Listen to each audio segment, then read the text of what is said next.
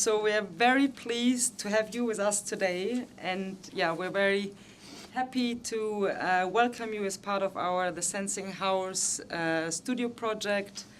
And just a little introduction. I mean, the students also received your bio and talk summary, but I'd like to just introduce Leah Wulfman, who is here today as an architect, educator, game designer, and digital puppeteer.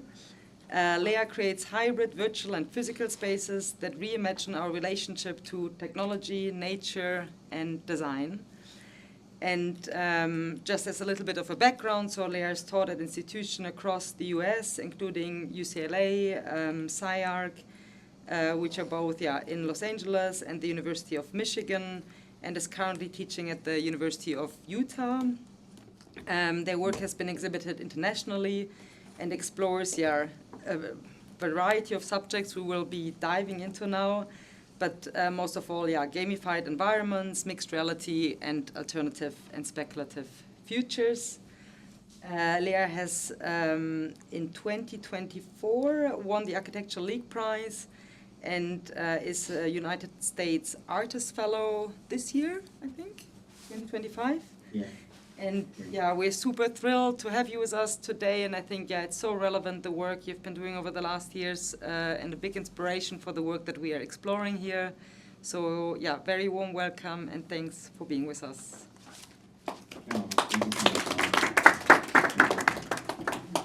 Okay. So hi, everyone.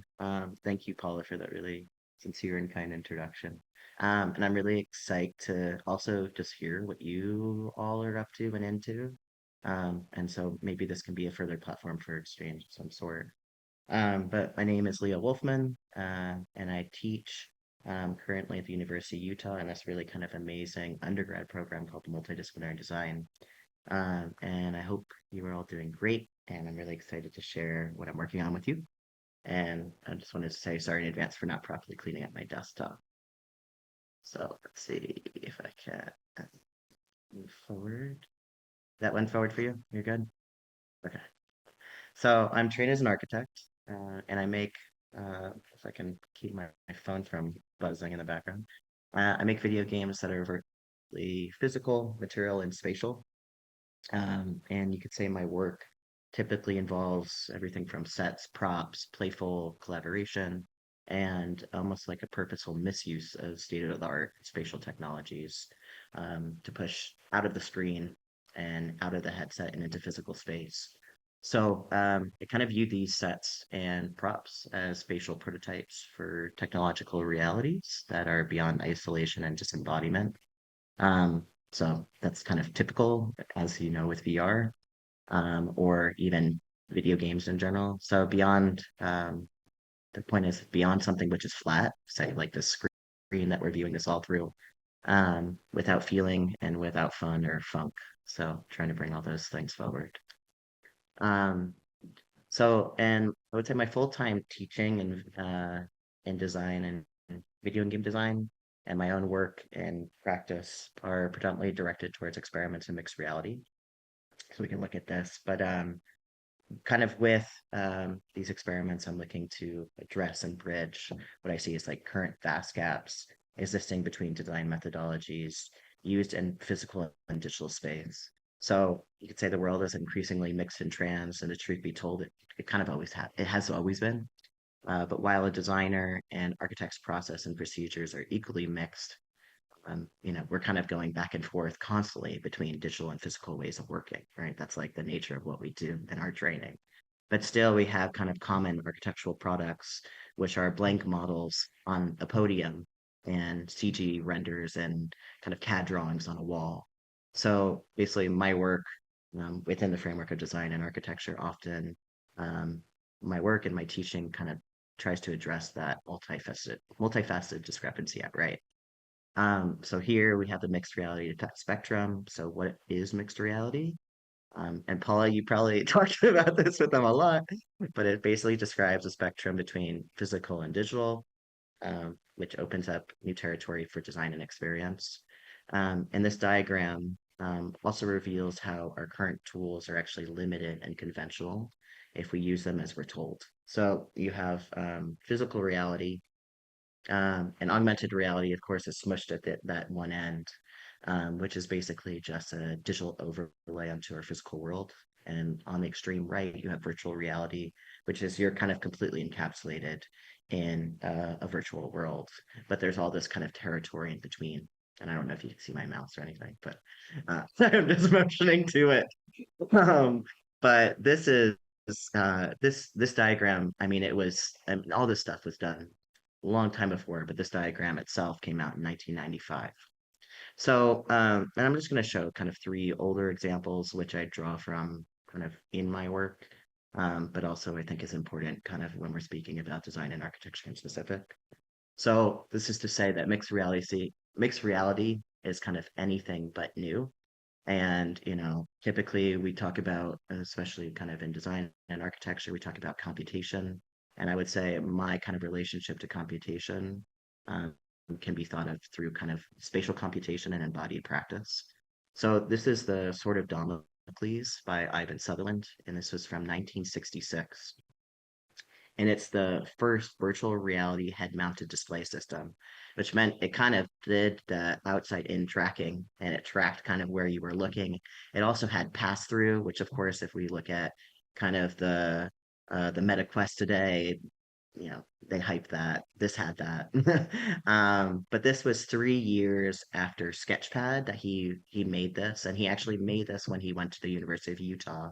So it's funny because I found that I've followed him unpurposely in my career.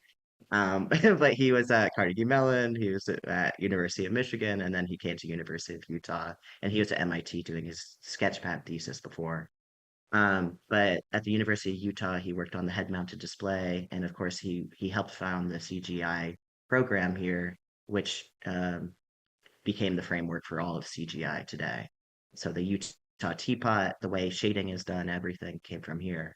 But so this was the Sword of Damocles in 1966 came 3 years after he worked on Sketchpad, which is kind of his computer program that he wrote in 1963 for his PhD thesis at MIT. Um, and basically, Sketchpad, if you haven't heard of it, look it up because you'll recognize very, very quickly that it actually quite directly led to all that we know as CAD in architecture. So CAD and BIM modeling literally comes from the work that he did. So I'll just have this. And then this is one of my favorites. But this is in 1962, this is Lee Harrison III built what was called Animac, which is a hybrid graphic animation computer. And I think he actually did in Colorado, if I believe so. But Animac or Lee Harrison III basically used, and it's kind of interesting if you can see my mouse again, he actually used Tinker Toys to put this together. So the way a lot of this stuff was just like almost like bricolage of like putting one like almost like mixing things between physical and virtual quite literally because it was just taking electronics that were around, hardware that was around, and trying to kind of make the most of it, and at times just finding even toys that could bring and strap stuff together. So this was he animated figures using analog circuits and what are known as cathode ray tubes, which is a very analog system. But he basically, this is the first version of mocap. And he rigged up a bodysuit because typically you would like, and also like, just to go back a little bit, because otherwise to program it, you would like turn knobs or painstakingly do this. He was like, well, what if I just programmed based off body movement and correlated that to not only move figures, but also like humanoid figures, but also start to just do animation in general. So he kind of created using this bodysuit with potentiometers. He created the first working motion capture rig. And he used that to animate 2D, 3D figures in real time on a CRT screen. And he kind of like if you know Stranger Things, the opening sequence and all kind of that 80s comeback, that those visualizations. I mean, it's literally taken from the aesthetics that were founded using this. But he made several short films using the system. I know that early HBO and like NFL, all those intro titles were made using this. So basically all video based like God bless you. But much of the video-based animation seen in early kind of television between 1969 to say the mid 1980s came from this. So from commercials to show titles and other graphics. Um, but yeah, basically he could create animation in real time versus pre-program it all. And basically, this by the mid 1980s was superseded by digital computer animation because it just produced sharper images and more sophisticated 3D imagery. So, and then I'll show this one. And feel free if you have any questions to interrupt. I know you're small on my screen, but if you have any questions all the way through, um, maybe just raise a hand or shout out. Um, but that's to say that physicality and interactivity were very, very central to the early computer age. I mean, literally, you had computers that were the size of buildings and rooms. And if you know, there's this amazing book called Broadband by Claire Evans, where it opens up and she's talking about what the nature of, like just the name, the word computer where it comes from because there's the first ad and the first use of it and it's in I want to say it's like early 1900s and they're seeking a computer in the New York Times. There's an ad for a computer in the New York Times, but it's not a computer as we know it today, but it was literally the equivalent of a secretary who's very good at computation. So they were looking for a woman who does computational tasks, and that was the computer. So this is the first digital puppet that was ever created, and this is in 1988 by Jim Henson and Pacific Data Images. And this is Waldo, he was known as Waldo C. Graphic. And you can see on the right, that's a hand rig, also with potentiometers. Oh, hey, lol. Um, and uh, basically, it was as if like he thought about it. If you know Jim Henson, the Muppets, Dark Crystal, there's so much that comes from Jim Henson, just in terms of technology as well, um, and different kind of puppetry, whether it be physical to digital. But he rigged it thinking about it as a traditional hand puppet. And I should have put up this amazing video, but forgot. So, but I would let's say look up Waldo C graphic, and it's like they do this whole thing where it's like rendered in real time, and it's actually collaged between the digital puppet and it's interacting with like a physical puppet lion, and it's kind of amazing. And the two are literally there's the hand puppet, that's the digital one, and then there's the body full hand puppet, that's the physical one. And they're interacting at a low resolution and even at like wireframe resolution. And then they talk through the aesthetics and then eventually say, but this is rendered in real time. If you wanted to render it after the fact, you can get really high res, and then they render it in high res. So it's pretty amazing as a video. But we basically eventually moved away from physical forms and movements as computers became more advanced computationally. So while we can look at maybe tech as being historically less centered or interested in physical and puppet-like armatures and interaction, I think we could see that today physicality is most definitely central again. Um, and so as everything is increasingly, say, capturable, trackable, and processed in real time, we see this from engineering to architecture, virtual production workflows, and cinema and TV. Like basically games have in many ways overtaken Hollywood uh, in terms of the way they operate as blockbusters. And still you're 3D scanning full actors in, tracking them in real time, and then kind of bringing this all into the game process. And that's happening. I mean, and I'll talk through it at length actually with the way it's being done with landscapes and ecologies. But so we see this say like if you've seen The Mandalorian or films such as the new Jungle Book or Lion King, and there's many more. But you can see how kind of this way of working is massively making a comeback. So we'll just start here. But basically, mixed reality. the approach starts by dispelling the notion that the physical and digital are separate. So rather than a binary opposition, say, between physical and virtual, we can acknowledge that they exist on a spectrum, so we can draw that line between them. And mixed reality then always exists within a spectrum and not at the endpoints, right? So we're never existing solely in a physical space or solely in a virtual space. It's always going to be mixed. So if we create projects that do not, say, purely exist on either end, but fall within that spectrum of mixed reality, then the space that we design never exists as solely physical, solely virtual. Rather, on kind of one more extreme, you'll say, if we have a physical space, it's coupled by, on the left side, if we have a physical space, it's coupled with digital objects.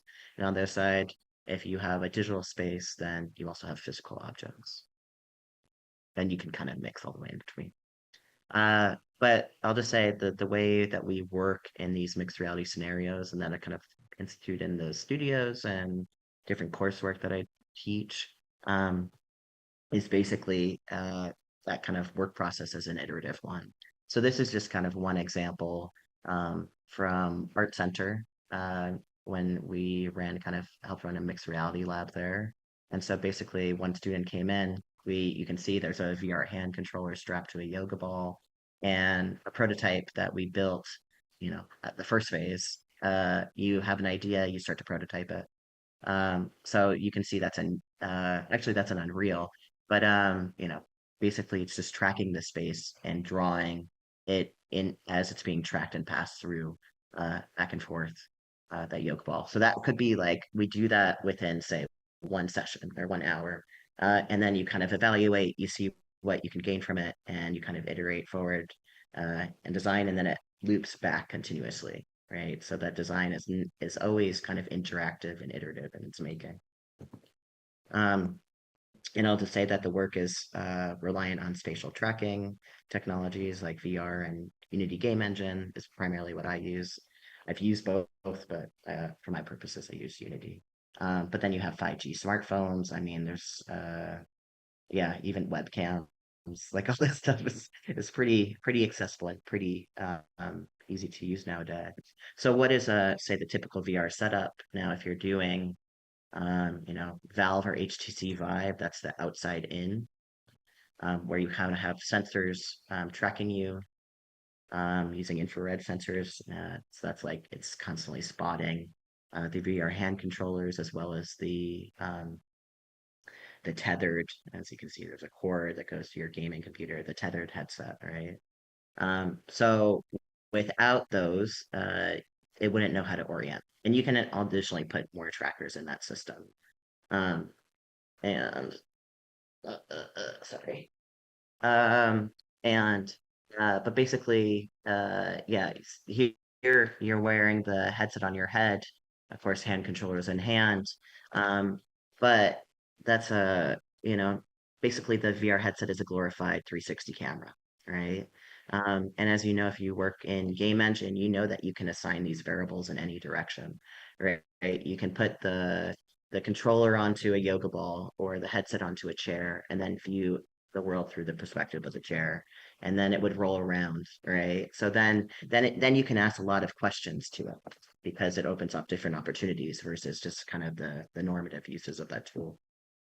So what if we didn't take that tool as a given, but rather as an opportunity?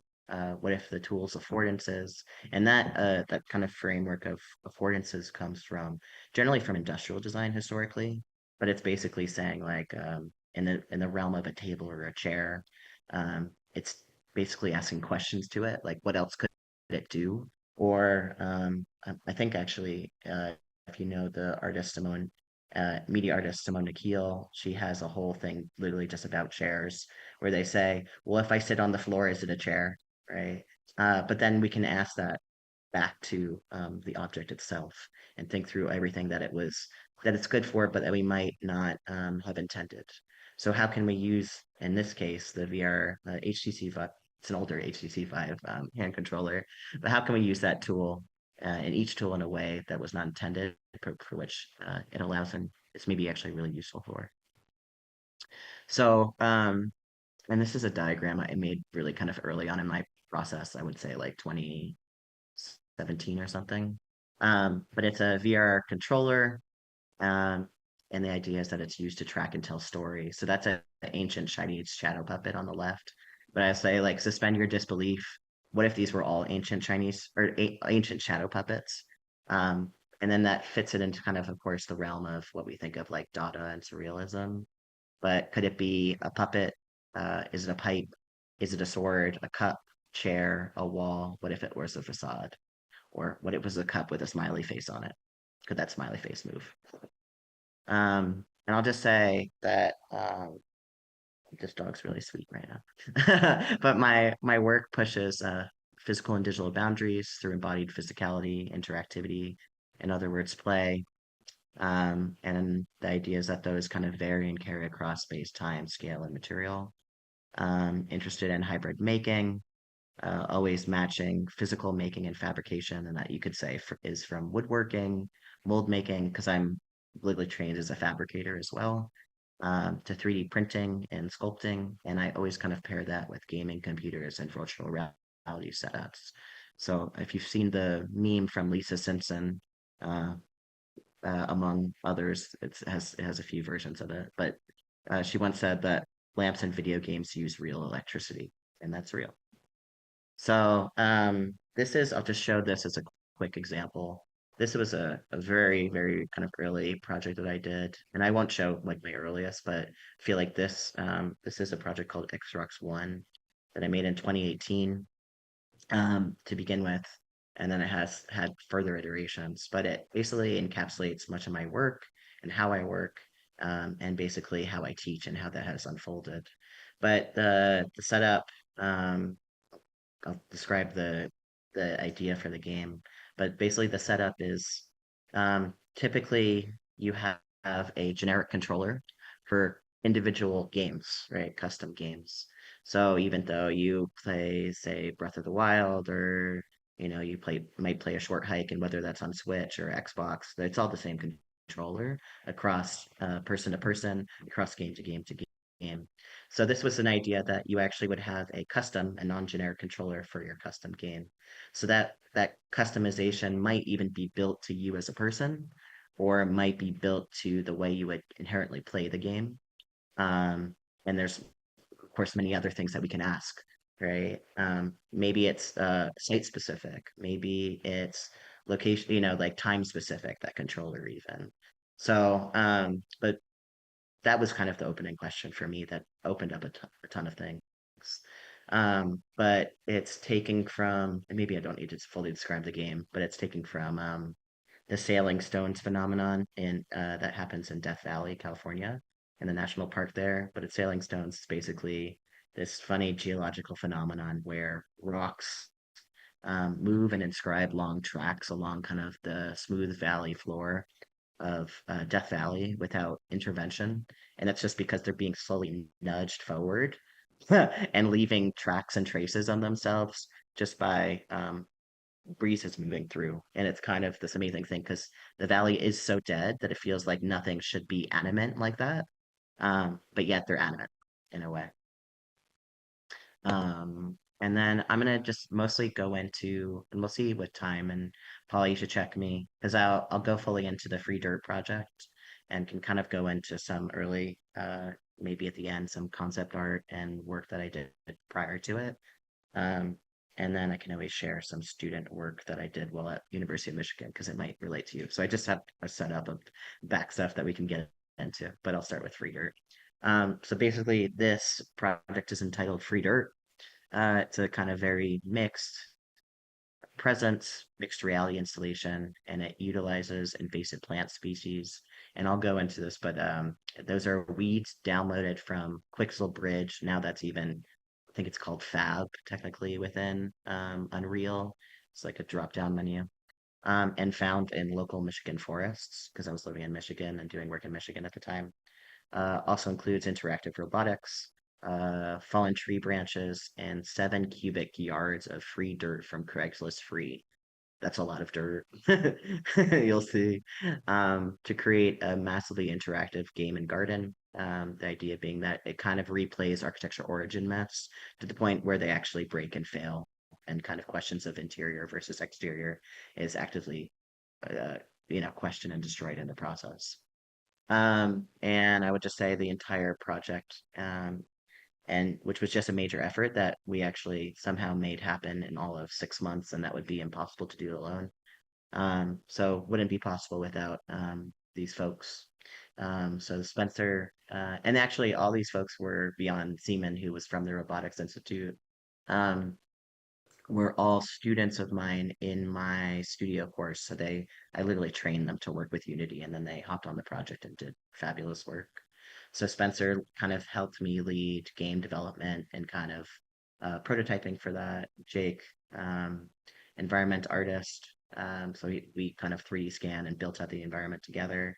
And prototyping, Seaman did basically a lot of the interactive robotics work that I have half the knowledge of him about. So, and then Jiao Bao, 3D modeling and fabrication as well. So I'll shout out one thing that we worked on together.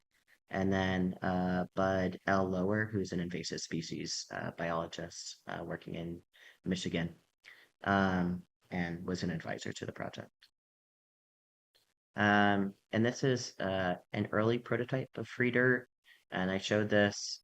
This was like pre Free Dirt, really, where I was just starting to build out the system and framework, and I wanted to test it as a standalone VR system, but also, so you have kind of here a patch of dirt that is a standalone VR um, game.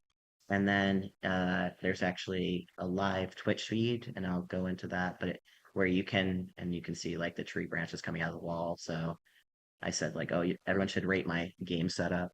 But yeah, it's basically a Twitch that then you can communicate to my early prototype that was currently I was building out and prototyping in Michigan.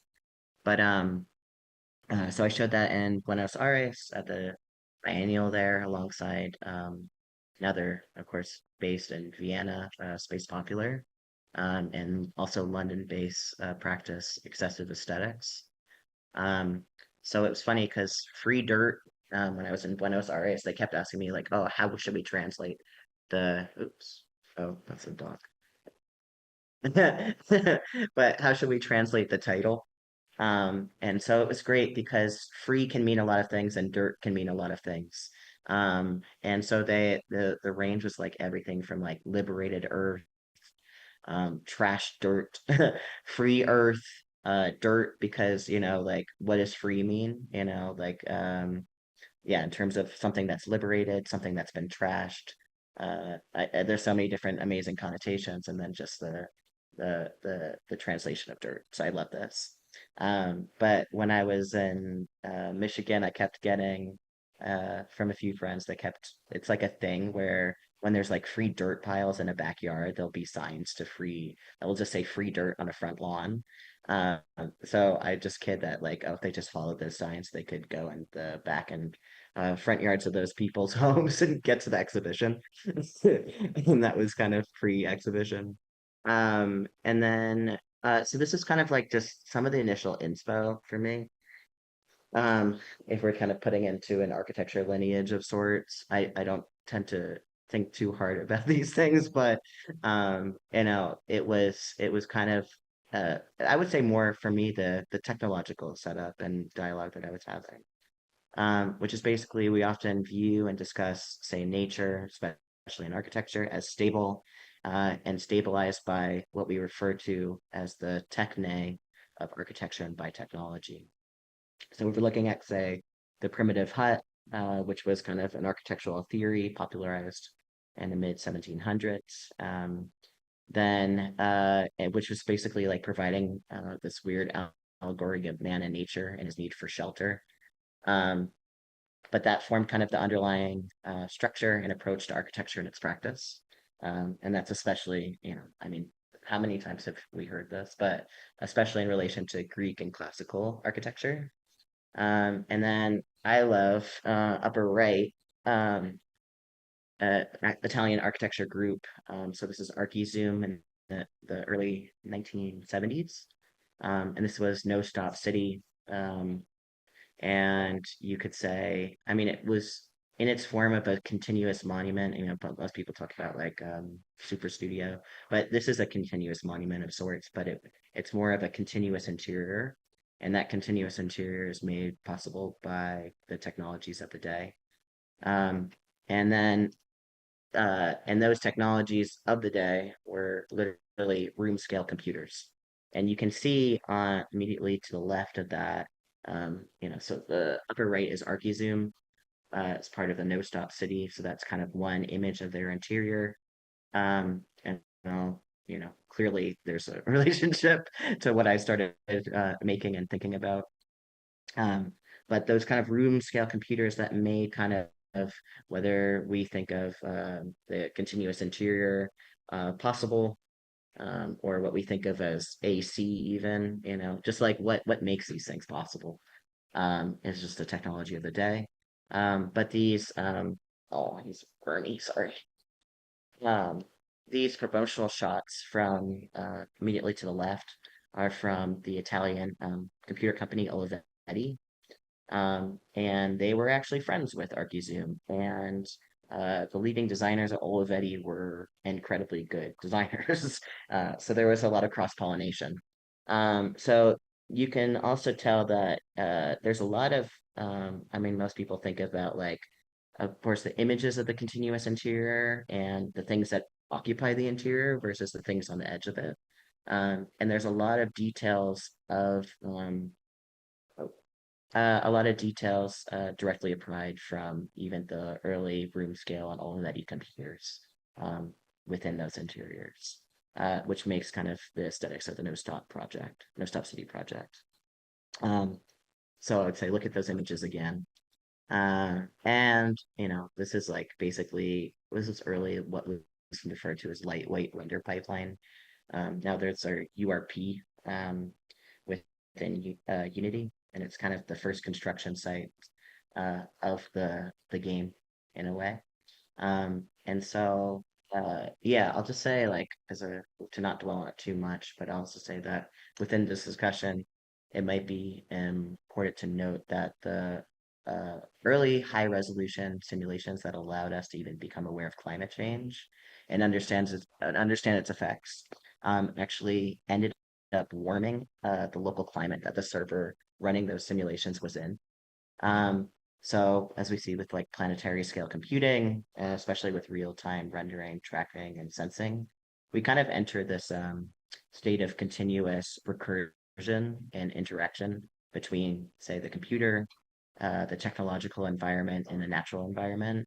Uh, Say like there is no outside and there is no inside to any of this. And so the kind of the continuous interior, if we're going to kind of think about it today, and it as always actually like there's no actual separation. That separation is a conceptual barrier for us. So the continuous interior is always already exterior. Um, so we can think of nature itself.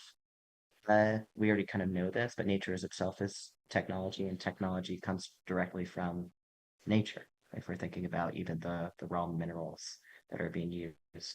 So basically, I started. You can see on the left. I like this idea of making a VR room set up with fallen tree branches almost in between, kind of mimicking those references, but that allowed vines to actually grow up them.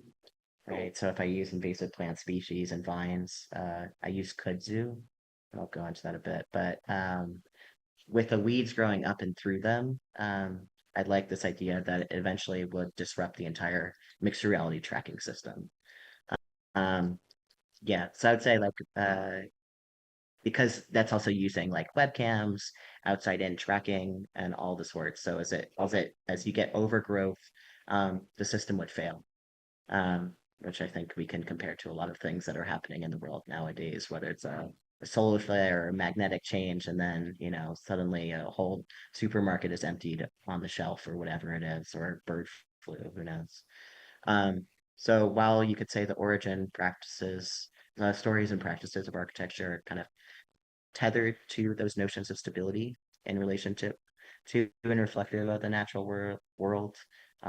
I would say Free Dirt is kind of a radical acceptance project, and it kind of locates itself within a world that is ever more capturable, ever more realistically rendered and simulated, all amidst total ecological collapse. So I basically wanted to develop a system that basically created almost like a physical and digital multiverse from weeds and from dirt that allowed ecology and technology to kind of be immediately next to one another. So they're kind of placed into communion and they're operating within kind of an unruly and self-fragilizing ecosystem, which we'll get into. But the digital weeds used in this project are coming from Quixel Bridge. The setup, the overall look has changed a bit since, because it used to be entirely free and now it's not. Now they're charging for it. But Quixel Bridge, it's now a company, and it used to be Quixel Megascans originally. It's a company now owned by Unreal Engine. Um, if you know Epic Games owns Unreal Engine. That's Fortnite money. That's what launched them into such popularity, really. Um, but this basically creates easily portable game assets that are optimized to be game ready. And Quixel's aim from the start, they were a company, and I think they still have their headquarters in Sweden as well as Pakistan. Uh, but their aim is to create a digital library of everything in the natural world, so that there is some degree of quote unquote representation of the natural world that can be easily portable into your game in every variety of the natural world. So here you can see it's just kind of a drop down on Unreal. And as you can see here, from massive canyon sandstone cliff to a texture of like a desert floor, right? You can immediately port an entire existing ecology into your game. And this just shows some of the range also. Um, so we can see here also I would say the architecture section is particularly normative. But you have say shrublands, and this is just like when you first opened Pixel Bridge as its own standalone software, when it had this, it doesn't have this anymore. But there's the shrublands, there's rubble, modular, saloon interior, castle ruins. So and there's a search bar up top, which kind of operates like Google, right? Like you add one search word and it will add that. So I can search weeds and it will bring down an entire thing. But the architecture section is quite particularly normative, beyond the fact that when you type in one new keyword into the search bar, you can say have a castle, and then you can type in castle ruins, and then you'll get all those buildings or that castle immediately now reduced to rubble and ruins. Um, and these are just some of the most popular games in which Quixel Bridge 3D scans are used. So you have on the upper left came out just before kind of COVID, Death Stranding. Upper right, that's Red Dead Redemption 2. Of course, Fortnite readily uses because it's like because that's Epic Games to the max. And then on the lower right, Elden Ring. But I would say it's important to note uh, for instance, that maybe like with Red Dead Redemption 2 in the game, um, it's kind of an entire open world Manifest Destiny game if you haven't played it. But I'll say there are ecologies that are playable in a form in that game that they no longer exist in the physical world because of climate change. So not only is it like re-narrativizing of the Old West, but with modern, what we think of as like 3D scans of the world today. But then, of course, the world today has also changed, um, and ecologies have changed. So I'll just say our fabricated concept and reality of nature is incredibly fragile, as are we. So all these images take from what is called the Rücken figure, or the figure seen from behind. You can speak German. The behind figure, right? From Caspar David Friedrich.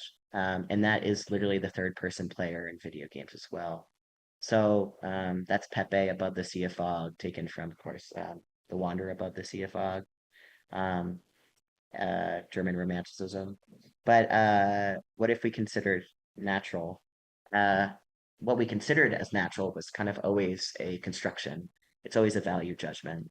Um, and this concept of nature, and as you know, it was that was these paintings are heavily politicized as well historically. But that concept of nature as a given and something which is stable has always been a fabrication. So this is just to show, I probably should take him out, but show you how easily portable these 3D assets are into Unity Game Engine. So I just went in, this is like when I was first doing this project, where I was porting these 3D assets from Pixel Bridge. You can export target to Unity, the engine that I use for the project and tend to use generally. And you can see here um, I probably selected 3D plants. I don't know. I think I probably just typed in weeds and then it kind of comes with that selection. But weeds, otherwise known as invasive species, things that are non-native, we tend to refer to as alien or invasive or what have you. That's also politicized. So there's a lot to this as kind of thought and as a story and history of migration and relationships to species, animals, humanity in general. What is invasive here and why, and when did it come here and why? And it probably wasn't thought of as invasive when it was brought here, which is the case with kudzu, which is known as mile a minute vine, and I'll get into that, but it's known as now the vine that ate the south of the United States. But before it was literally sold. You could buy seeds for it because it was known for um, soil and hillside stabilization early in the South as they were trying to settle the South. So these are I thought were beautiful. You know, I mean, I think they're beautiful in part because they're not perfect, right? When if we're typically someone was to go out and, maybe 3D model a flower, it wouldn't have, it wouldn't have death or the life cycle as part of it. But yet these are brown, these are aged, these are flowering, they have it all. So I thought that was what was really cool about it. So for the piece, I collected invasive species local to Michigan, both in forests and yards, and then digitally, of course, through Quixel Bridge, as you can see here. So this is everything from leafy dandelion, mugwort, kudzu, mile a minute vine. So I just created this planting regime basically.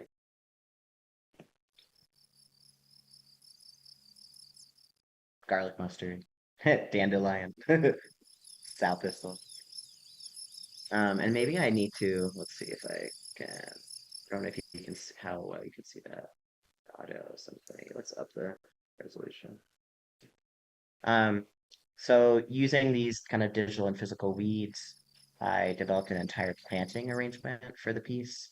Um, you can kind of see that first sketch there. Um, can you hear me all right also? So, okay, cool. And while those weeds were kind of immediately present in the interactive game, of course, seeds take time to grow. So, and when, as you can see here, like they're just dirt mounds because they were they were slowly starting to germinate in the physical installation that you see.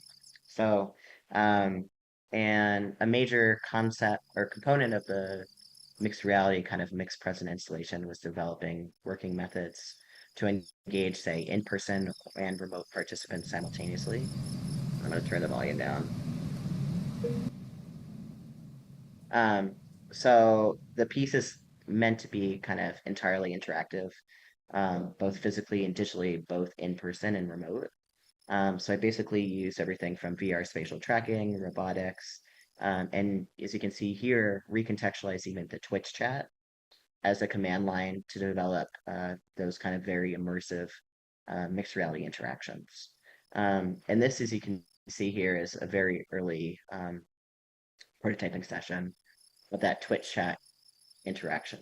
Uh, that's in the upper right, where I'm doing everything from like camera switching, um, dropping seeds, so seed bombing, upping light levels, everything, and I can even move the robot this way too. And and this is what I mentioned. Jiao helped me with the 3D modeling. Okay, so I'll make it one. Um, but so you might have caught that again, that command seed, which basically drops like physical seed bomb in the gallery, drops a digital seed light orb in the game. Um, and each of these seeds and Jiao, I was like, oh, like I want, I basically had her 3D model, almost as if like they were like Pokemon, that they had a life cycle to them, and then they would go through their kind of Pokemon-esque life cycle process and eventually fade out and fade to memory. But so each of those seeds has a lifespan, as it were, kind of an actual growing plant. Um, and I'm gonna turn this down to so low. And once someone in um, the Twitch chat spawns a seed in the game, then it kind of immediately starts that growth cycle. It's kind of it's slow. It's not like doesn't it's not like that, but basically that allows for the seed interaction to have both a sense of kind of intimacy and memory, right? So I could write in a Twitch chat, someone could be in VR on the Twitch screen watching what's going on. And these are all early prototypes that you're seeing. So it was like almost like masking out the entire process. But it basically allows one participant to send another a seed and source of light across kind of space and time. So it kind of has this degree of intimacy because you knew it was sent from someone.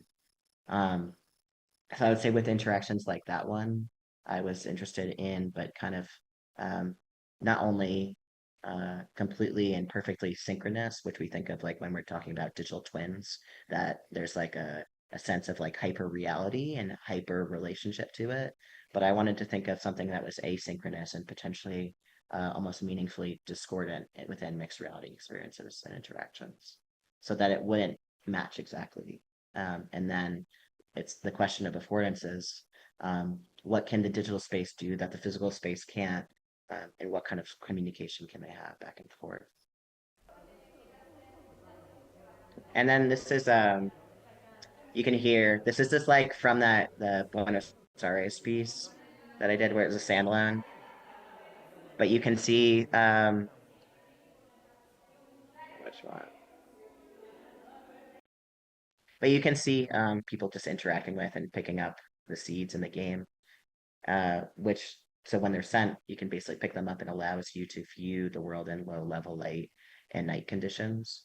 Um, so when the game is played in the gallery, the 24-hour day night cycle um, is I think collapsed to like generally like 15 minutes because that was the level of like time that people wanted to spend in VR or interacting with it generally.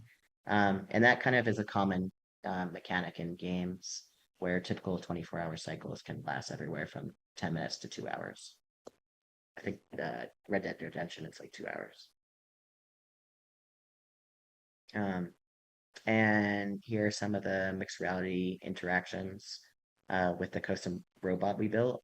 And as you can see on the bottom right, that custom robot is equipped with a live camera. It also has two VR trackers on the top to be tracked in VR. Um, it has a variable LED light that you can change the brightness of. And then on the back, it has a seed bomb dispenser. But the entire robot can be moved and variable via the Twitch chat. And the physical and digital camera views on that robot also allow for, let's say, different scale orientation and non-human point of views. Yeah, forward. We can go. So these are all, again, early prototypes. I'm even showing you my process for building. And I forget, like, I think it's called like Huga culture or something, where it's like the dirt mounds and planting on like basically hillsides or kind of created mounds. So you can see I kind of like gridded it out such that like I could pack the dirt into those spaces. So here are more in progress shots and videos, but also showcasing. This is a monitor that's tracked in VR, which is basically has like a live HDMI output and antenna. And then it has a tracker on top and in back as well. I think I'm actually just using the hand controller. But you can see it functions kind of as a portal into the digital game while matching, and maybe I'll play that again. Um, Matching position and views in the digital game and physical installation. And you can kind of see more of that here, where kind of that matching and view and alignment, and that's kind of made possible by that interactive monitor. And you can see it kind of operates as the portal between the worlds. And then you kind of get, again, that digital twinning. It's mapping one physical space and matching it in the digital, but never entirely right, because you can see the seeds and the lighting are different, right, at this point in time. And I think it was depends on your height, but for me, it was like if I stood 6 feet back, it matched exactly perfectly if I centered myself. So everyone, it's a little bit different. Here's some more pictures of the installation and other kind of various mixed reality interactions within it. And then I'll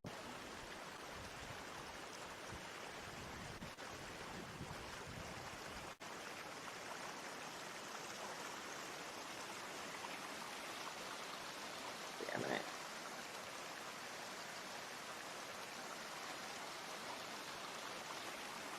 So here are also those interactions at play in the space of installation. So this is kind of the final installation, which has the Twitch chat, VR, mixed reality experience, moving interact monitor, and robot, right? And you can even see me here in between VR and using my cell phone. Like I was just like in the gallery one day, and like I even have shorthands for like the camera switching and stuff. But you can see like I'm saying move forward, and I'm just typing that into my cell phone. So anyone like when they're in the gallery or they're walking by the gallery or they're in Germany, right? They can access this project and kind of change all the VR and physical aspects as well. So you can see I'm just chatting my little robot to change camera views as well, and in the game. But you can see here, I don't know, again, if you can totally see my mouse, but in virtual cam 1 and robot cam 1, you can see how the two are matching exactly the view. And the scale is just so wild because it makes it feel like it could be like a Grand Canyon of sorts versus, I mean, the dirt mounds already feel kind of large and they almost feel like bodies in a way. Um, but the camera shift really recontextualizes those scales too.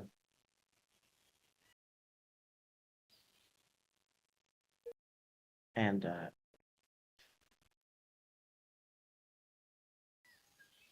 so just some more.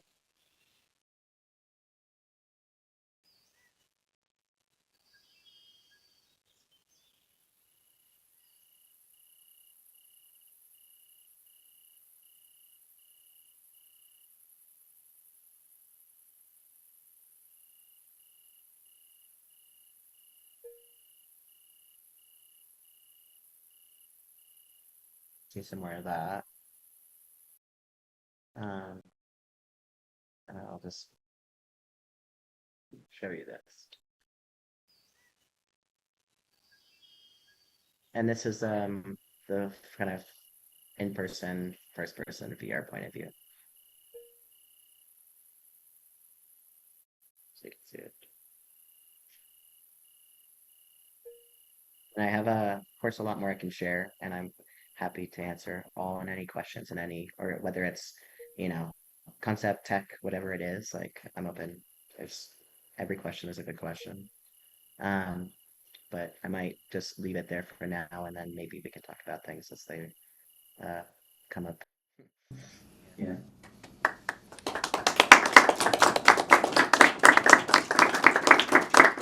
Thank you for taking the time and care. Thank you so much, Leah. Can you hear us? Yeah, I can hear you great. Yes. I mean, I want to open the floor to the students, so you're very welcome to ask question, to comment the work. I know, like you also said, like you might want to share some of like their educational work or like your students' work.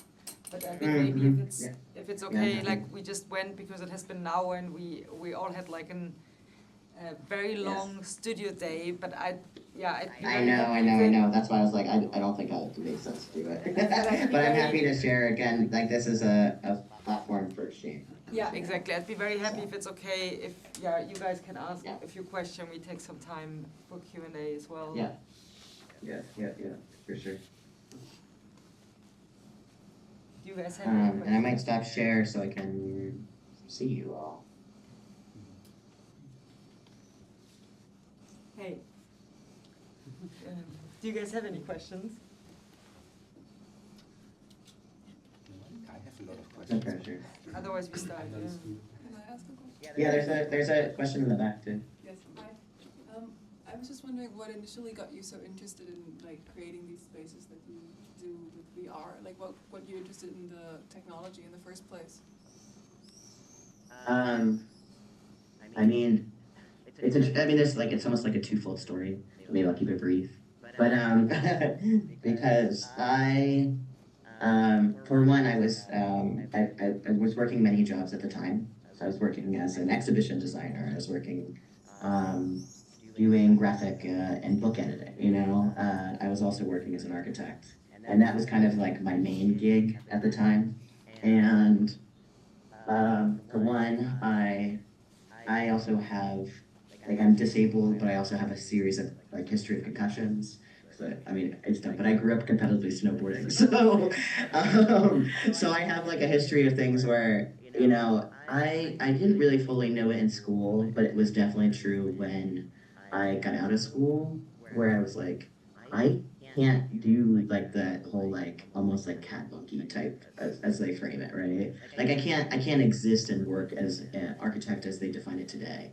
Maybe years ago I would have loved it, but as it's defined and done today, of sitting in front of a computer for 12 hours, I was like, first off, I can't do that. So I knew that I wanted to create something for myself where it modeled a process where, because I'm also trained in fabrication and I've done significant kind of sculptural works as commissioned by artists.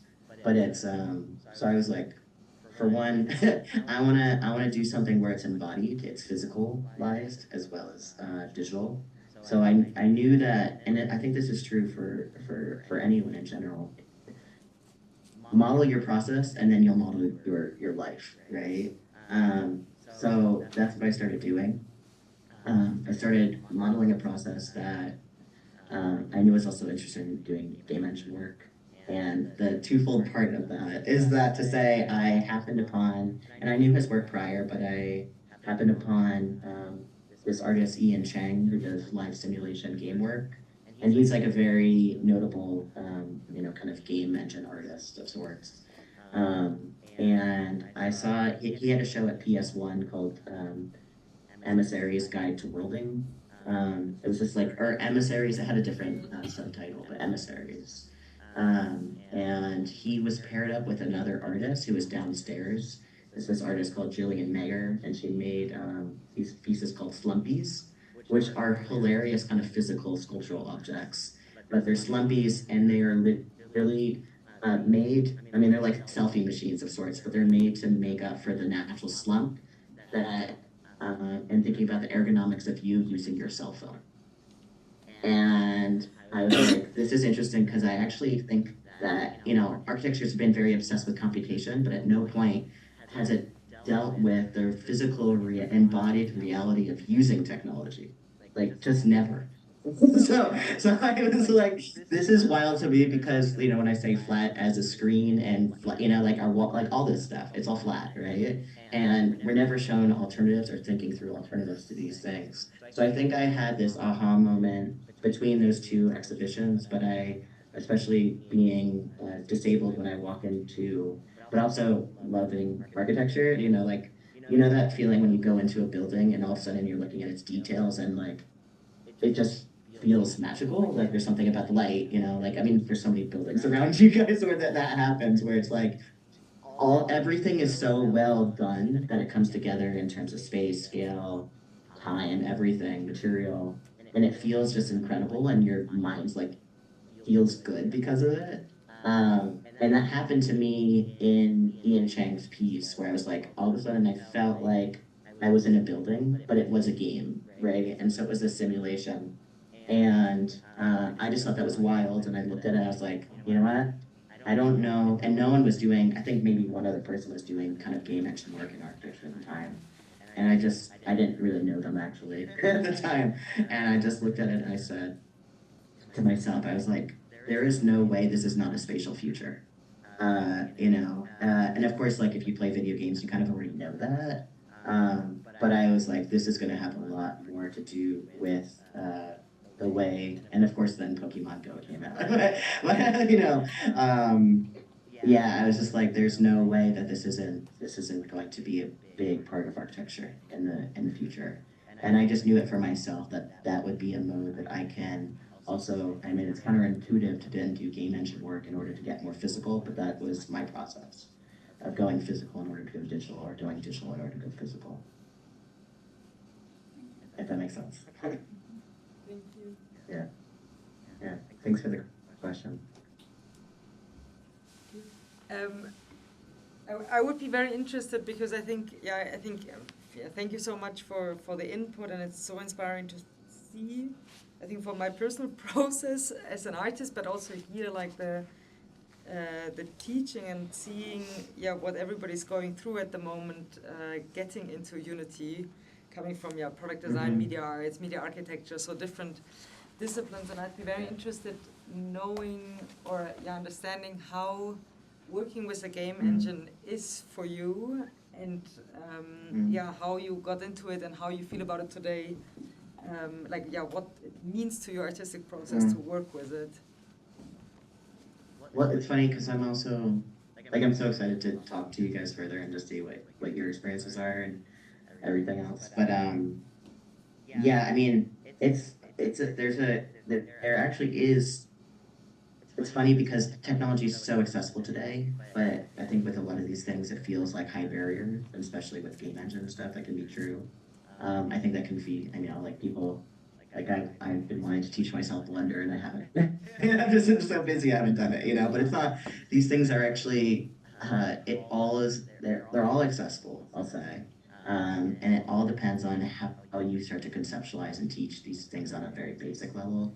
I find it harder to do generally if you just go to, I think the Unity tutorials, they're all great online, and of course, the Unity Learn stuff, there's such, for every question you have, someone's answered it a million times. And of course, there's ChatGPT, and ChatGPT, I think, is actually doing a kind of amazing job just of, democratizing coding. So there's students that I have that some of their work is literally moving beyond what I can do. And it's not because I'm teaching them building blocks, but then they're able to, with their own kind of knowledge, and then leveraging ChatGPT, just push a lot of things pretty far. When I first started, I was doing weird random things. The best thing is to start with anything, to start with a project, and then build up. I would say I teach it very differently than I learned it because no one taught me. But I literally started doing Unity with a project. So I went to school for a year. It was a year-long thesis in LA, and it was through Sire, but it's kind of its own program called Fiction Entertainment with Leah Wulfman. And there was one other person doing, but he was using Unreal at the time, using game engine work, but we were thinking about it very differently. And everyone else was doing Maya 3ds Max and Nuke pipelines, if you know any of that, to basically making live action films. And that wasn't what I was into. So, so I kind of created my own project and my own process. And I learned a lot of things from whether that be, this is the weird techie side of game objects, triggers, spatial triggers, those kind of basic object instantiation, coding. But I actually have a background originally in mathematics too. So it doesn't feel so out of frame for me, whatever. But I don't think, I think it's all about the way you kind of conceive it or taught it. I think these things are actually not profoundly hard at all. but it feels like it is, especially when you just open it and you don't know what to do with it.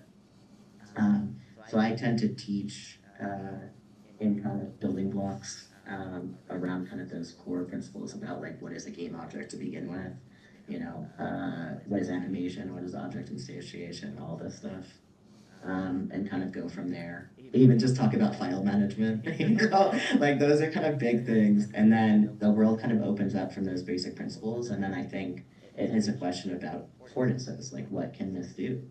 And if you can, I generally think if you can conceive of it, and if you know the basic building blocks, you can think forward in many directions that, in many ways, many people might think about, but might not have even thought about before in the way that you're doing it. And I think that's really special. But yeah, I started with this project called the Cloud Plus Labs, which was literally a VR hot tub experience, where it's literally a psychic reading that you swim through, and it's based off your Google search history, and it's fed through as you swim. So that sounds like a lot, but that was my first VR Unity project of sorts. But there's I would even look up I think she's really good, and I went to school with her in my undergrad with this artist Claire Henschker, and I think her first VR project was she babysat this guy's children go on 11, and they just like literally sat down for during like babysitting, and they just drew, and then she took their drawings and animated them in Unity and made it into like this whole landscape, and I'm like, that was really inspiring to me to see that, and I think very inspiring for everyone involved, to just all of a sudden see your ideas contextualized in that sort of way. So it could start with a drawing on your sketchbook, and just figuring out how to bring that in and like enliven that within a digital space. So we think of these as being like high res, high fidelity, but I would say start not that way, type of thing. That's what Unity kind of builds away from. Of course, Unreal has the hyper realistic aesthetics, and yeah, that's kind of like built in, and of course you can get around that, but Unity does not start that way per se, and that's what's cool about it. It's a kind of it asks you kind of how you want to envision things. Can I ask a question? Thanks a lot for your presentation. I would like to ask you how do people figure out with your last piece? How do people figure out how to interact with your piece? Because there were so many parts of it. And how important is this actually for you that people interact with it? And what do you think what they get out of this interaction? I think they get a lot of different things, and that's why it's there's so many different ways of interaction. So it was interesting because when it first opened, of course I invited people to join the Twitch chat online. That was like live broadcasting, so that was a mode, and I don't know if you know he's now kind of an author, teacher, but he's known for making memes. Ryan Skabnicki. So he was like in the Twitch chat constantly like chatting the robot the whole time, and then a bunch of other people were, and they were not there, right? They were elsewhere, so they were remote. He was in Ohio, I think, at the time. And it was funny because he said I'm spiraling because he kept causing the robot to spiral. And I think nowadays with a VR headset, people are very willing just to put it on and interact and see where things are. I literally did not instruct on anything, and then people started pushing and pulling stuff, and that was really it, and figuring it out. And that's the type of thing where I feel like it was unlike other VR pieces where you have, or a game where you have clear instructions. The way this was kind of figured out was almost through trial and error in its interaction. People would go up and then would be like, oh, this does this. What if I push this? And then they are basically solving and like interacting with a literally game ecosystem, which has no full narration to it, and has no necessary time span to it, and they're just kind of figuring it out as they go. and figuring out that kind of ecology as they go.